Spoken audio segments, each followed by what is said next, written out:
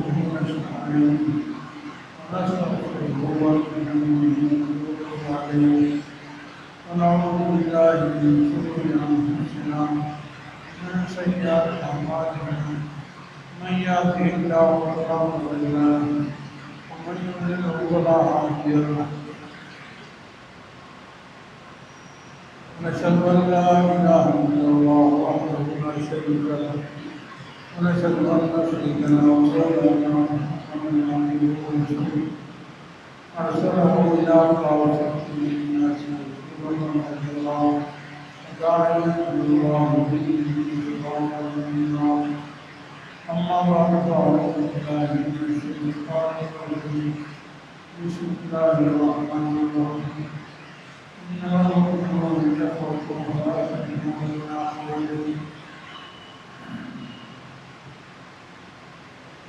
وقال تعالى في مقام آخر الذين يقطعون ويقامون الصلاة ويؤمنون بالله فأمروا بالمعروف ونهوا عن المنكر والله عليم وخلق رسوله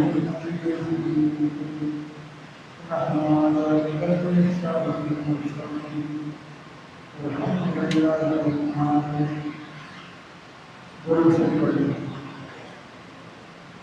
اللهم صل على محمد وعلى آل محمد كما صليت على إبراهيم وعلى آل إبراهيم اللهم بارك على محمد وعلى آل محمد وبارك على إبراهيم وعلى آل إبراهيم رب اشرح لي صدري ويسر لي أمري واحلل عقدة من لساني يفقهوا قولي رب زدني علما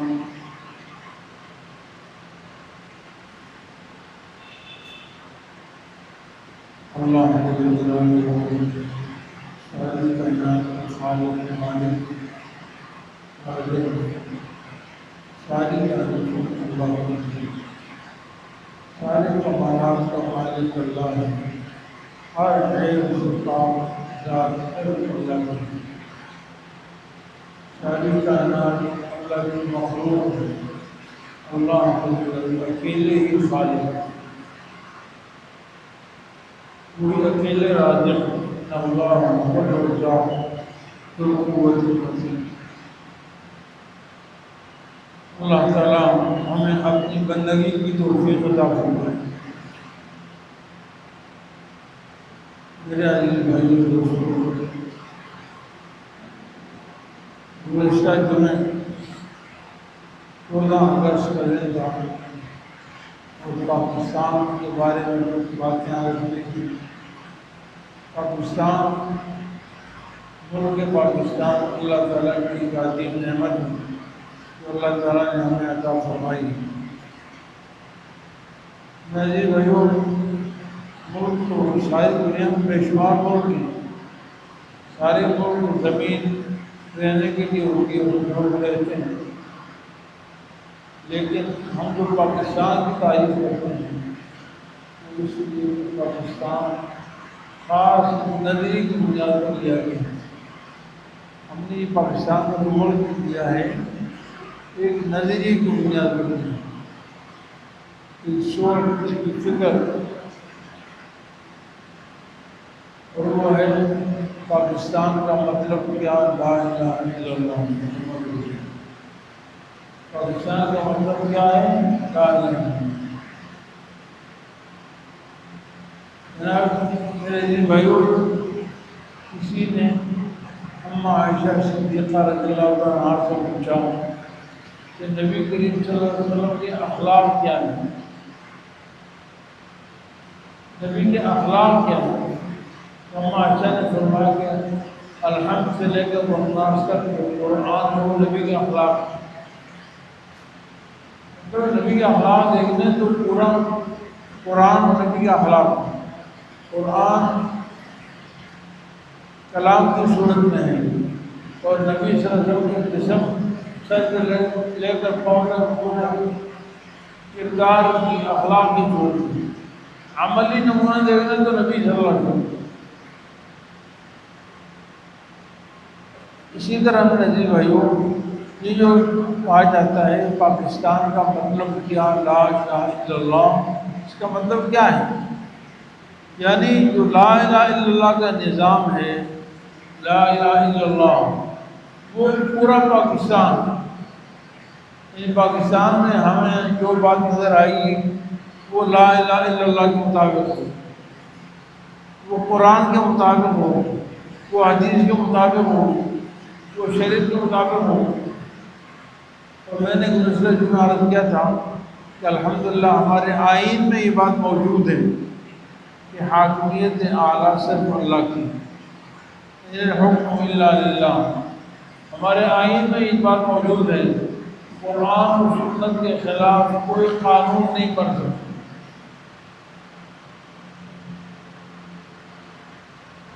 میرے عزیز بھائیوں، کیا قرآن و سنت صرف آئین میں ہونا کافی ہے؟ قرآن و سنت صرف قرارداد مقاصد کے اندر لکھا ہوا ہونا کافی ہے؟ یا قرآن و سنت ہمارے کردار میں بھی ہو، ہمارے اخلاق میں بھی ہو، ہمارے اعمال میں بھی ہو؟ جس پاکستان کو حاصل کرنے کے لیے لاکھوں لوگوں نے جانوں کی قربانیاں دی، لاکھوں لوگ گھر سے بے گھر ہوئے، شہادتیں دی، بچے یتیم ہوئے، عورتیں بیوہ ہو گئیں، مائیں اپنے بچوں سے محروم ہو گئیں، والدین بے آسرا ہو گئے، کیا اس کا مطلب یہ تھا جو آج میں اور آپ کر رہے ہیں؟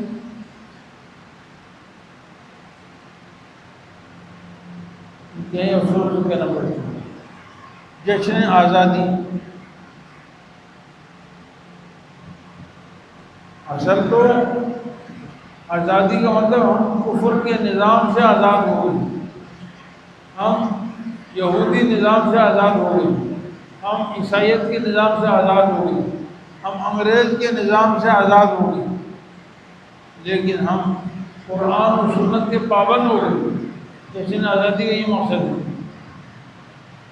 ہم دنیا بھر کے نظاموں سے آزاد ہو کر صرف ایک لا الہ الا اللہ کے غلام بن گئے۔ یہ جشن آزادی کا مقصد ہے۔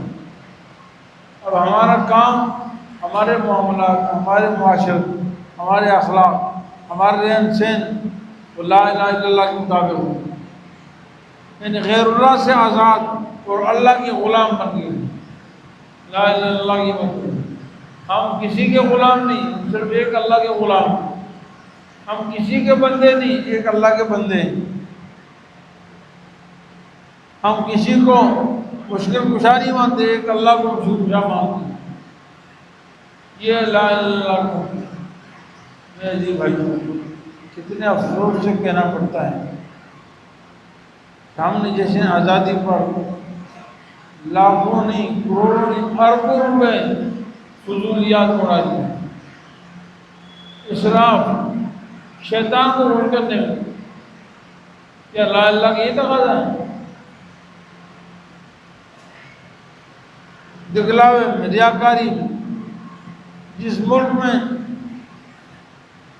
آدھی آبادی سے زیادہ لوگ غربت کی لائن سے نیچے زندگی گزار رہے ہیں، مجبور بے بس بے کس ہیں، دو وقت کا عزت سے کھانے کو روٹی نہیں ملتا، ان کی علاج معالجے کا انتظام نہیں ہے،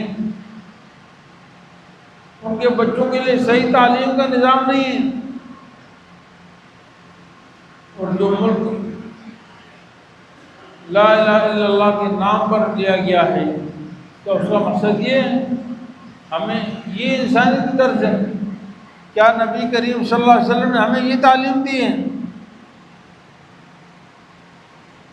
ہم اربوں روپے فضول ضائع کر دیں، لوگ ڈاکٹروں سے محروم ہیں، اچھے ڈاکٹر نہیں مل رہے، روڈ سے محروم ہیں، ٹوٹے ہوئے روڈ ہیں،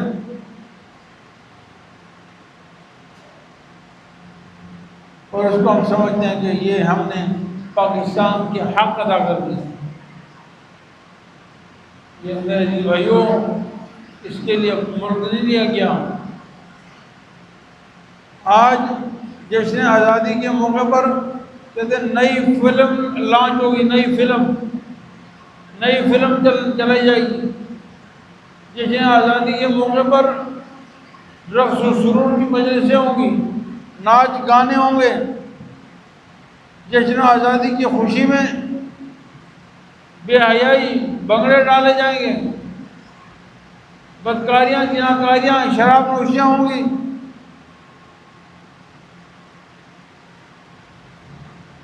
جشن آزادی کے موقع پر مرد عورت کا مخلوط اجتماع ہوگا۔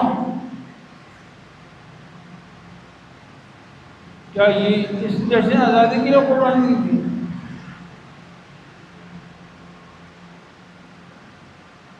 شیخ مفتی محمد رفیع عثمانی صاحب فرماتے ہیں کہ جشن آزادی پاکستان بننے سے پہلے 2 نعرے اکٹھے لگتے تھے۔ ایک نعرہ تھا مسلمان مسلمان بھائی بھائی، مسلمان مسلمان بھائی بھائی، ہندو سکھ دوسروں سے نہیں، ہم مسلمان مسلمان بھائی۔ اور دوسرا پاکستان کا مطلب کیا ہے؟ کیا یہ ہمدردی؟ آپ کے پڑوس میں لوگ ابھی بھوک سے مر رہا ہے اور آپ رقص و سرور کی مجلسیں لگا رہے ہیں۔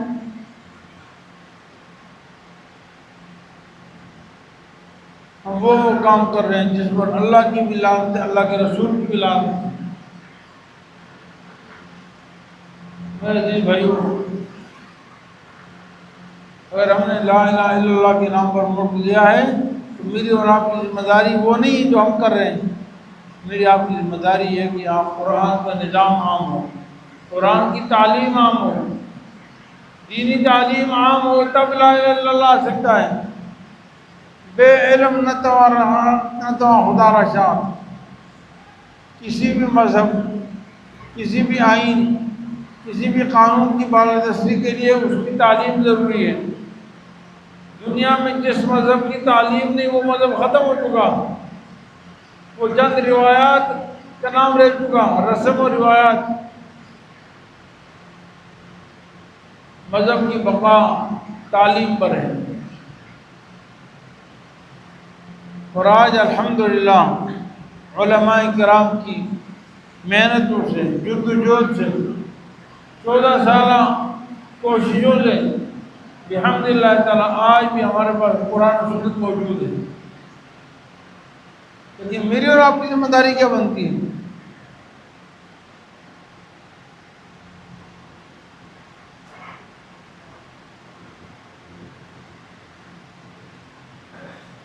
دارالعلوم کراچی میں جشن آزادی کی تقریب اس دفعہ 14 اگست کو باقاعدہ اعلان ہوا کہ جشن آزادی کی خوشی میں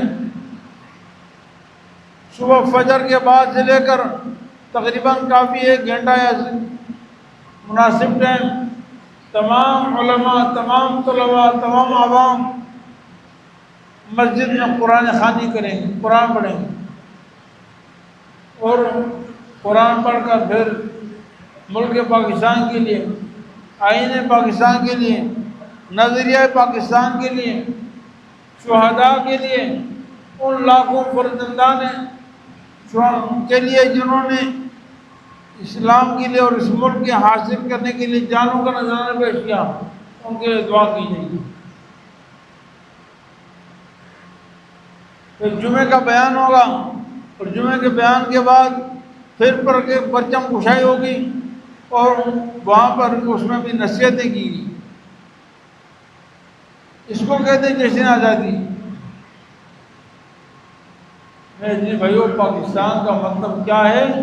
کفر سے پاک، شرک سے پاک، یہودیت سے پاک، عیسائیت سے پاک، سکھوں سے پاک، مطلب ان کے نظریات سے پاک۔ یہاں پر ایک ہی ڈنکا بجے گا لا الہ الا اللہ کا، قانون اللہ کا ہوگا۔ اس ملک میں یہودی بھی رہ سکتا ہے، عیسائی بھی رہ سکتا ہے، ہندو بھی رہ سکتا ہے، پابندی کسی پر نہیں۔ لیکن نظام یہاں پر اللہ کا، ان الحکم الا للہ۔ میرے عزیز بھائیوں، جہاد بہت بڑی عبادت ہے۔ جہاد میں دو رائے نہیں ہو سکتی۔ ہمارے ملک کی فوج ہے، وہ بھی مجاہد ہیں،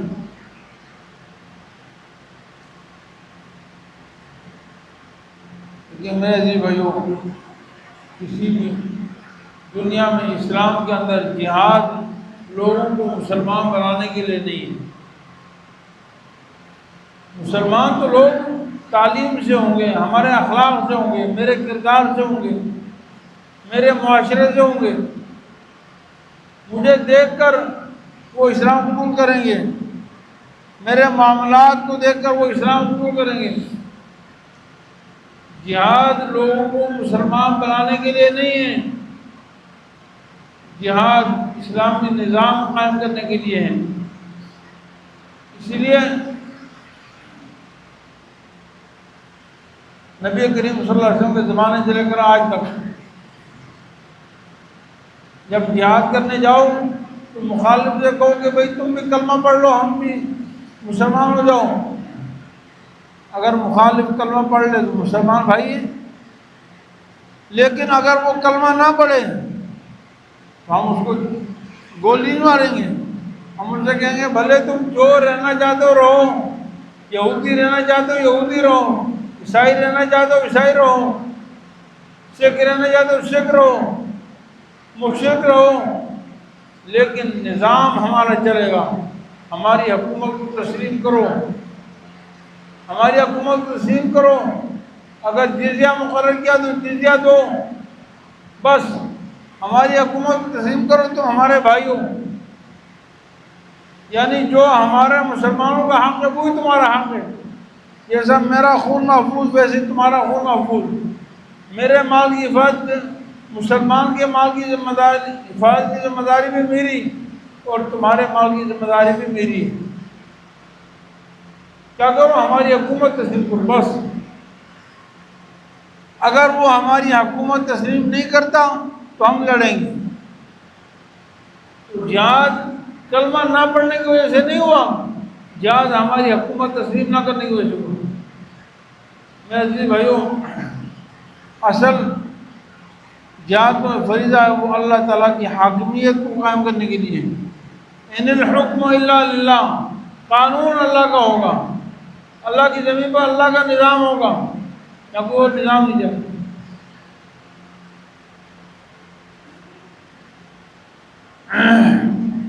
میرے عزیز بھائیوں، پاکستان اللہ نے ہمیں عظیم نعمت دی، اور پھر ہم کہیں کہ نہیں یہاں پر حاکمیت کسی اور کی ہو۔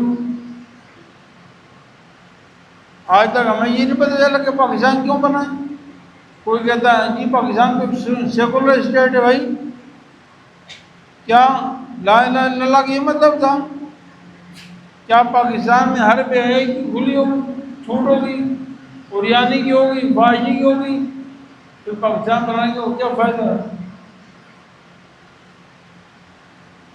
میرے جی بھائیوں، نبی کریم صلی اللہ علیہ وسلم نے جو ہمیں ریاست کا تصور دیا ہے، اسی تصور پر پاکستان بنا ہے۔ وہ تصور کیا ہے؟ نماز کا نظام ہو، دینی تعلیم کا نظام ہو، اصحاب صفہ کا نظام ہو، زکوٰۃ کا نظام ہو، امر بالمعروف ہو، نہی عن المنکر ہو، خود بھی برائی سے بچیں، دوسروں کو برائی سے بچائیں، خود بھی نیکی کریں، دوسروں کو بھی نیکی پر لائیں۔ یہ میری اور آپ کی ذمہ داری ہے۔ میرے عزیز بھائیوں، ایک بہت بڑی غلط فہمی ہے، ہم سمجھتے ہیں کہ شاید میں خود نیک کام کروں بس کافی ہے، میں خود برائی سے بچ رہا ہوں کافی نہیں۔ مسلمان کے ذمے جہاں خود عبادت کرنا ہے، جہاں خود اللہ کی عبادت کرنا ہے، اللہ کی بندگی اختیار کرنا ہے، وہاں مسلمان کی بہت بڑی ذمہ داری ہے دوسروں کو بندگی پہ لانا ہے۔ امر بالمعروف یہ مومن کی صفت ہے. کنتم خیر امت اخرجت للناس تأمرون بالمعروف وتنهون عن المنکر. تم بہترین امت ہو لوگوں کے نفع کے لیے نکالی گئی. کیا لوگوں کا نفع؟ پہلا کام تأمرون بالمعروف دوسروں کو نیکی کا حکم کرو وتنہون عن المنکر اور دوسروں کو برائی سے منع کرو. معلوم ہوا میں اس وقت تک کامل مسلمان نہیں ہو سکتا جب تک میں دوسرے کی برائی سے منع نہ کروں. نبی کریم صلی اللہ علیہ وسلم فرمایا من رعا منکم منکرا فلیغیرہ بیدہ فإن لم يستطع فبلسانه فإن لم يستطع فبقلبه وذلك اضعف الایمان. جو شخص تم میں سے برائی کو دیکھے اس کو ہاتھ سے روکے، اگر طاقت ہے تو ہاتھ سے روکے.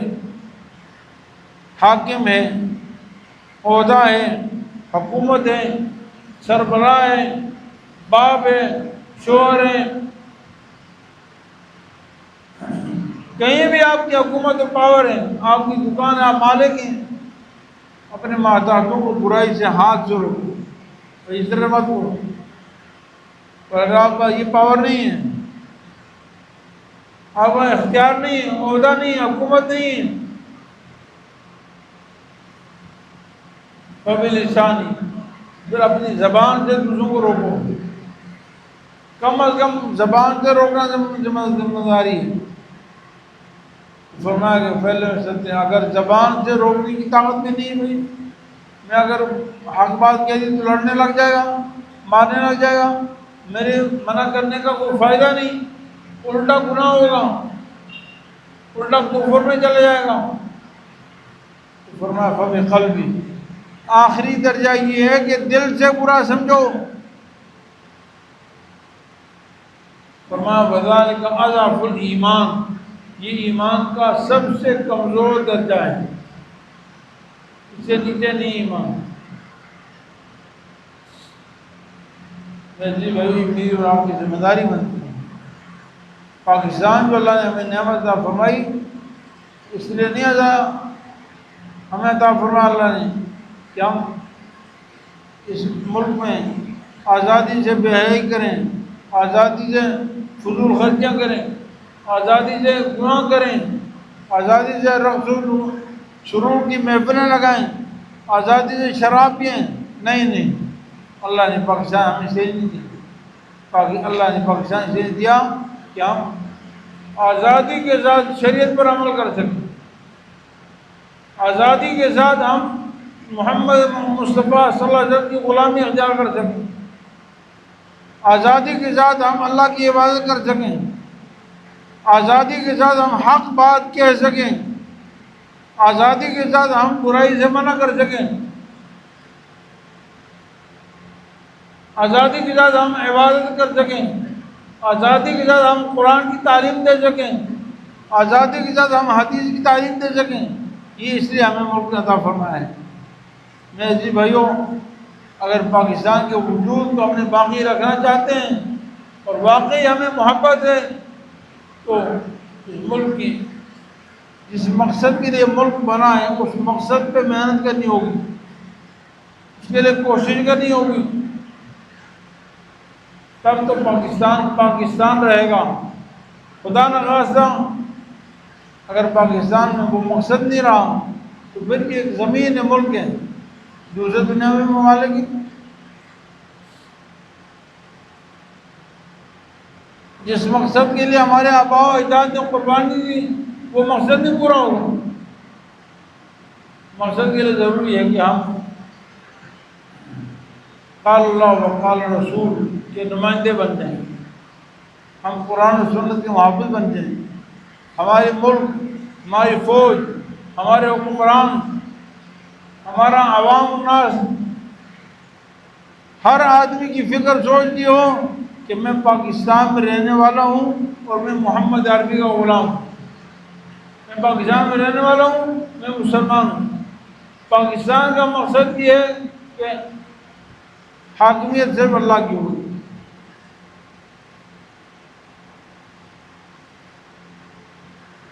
کتنے افسوس سے کرنا پڑتا ہے کہ پاکستان ہم نے اسلام کے لیے لیا ہے۔